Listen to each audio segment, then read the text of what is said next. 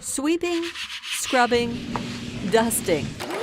It's that time of the year. If you are someone with asthma and allergies, particularly if you're allergic to dust mites or certain pollens, it can be very important. As the director of allergy at University of Missouri Healthcare, Dr. Christine Franzese is leading research that could yield better treatments.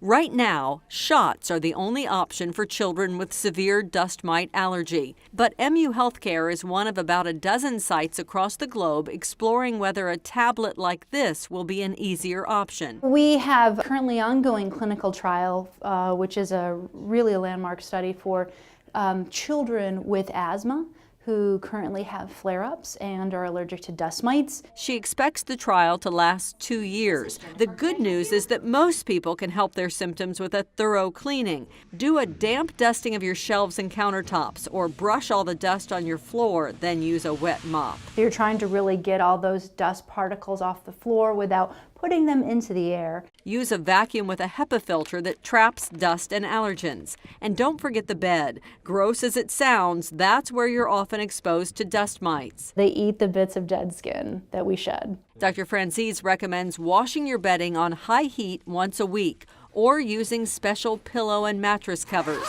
You can even put the kids' stuffed animals in the freezer or direct sunlight for an hour to kill dust mites, offering relief this spring and all year round.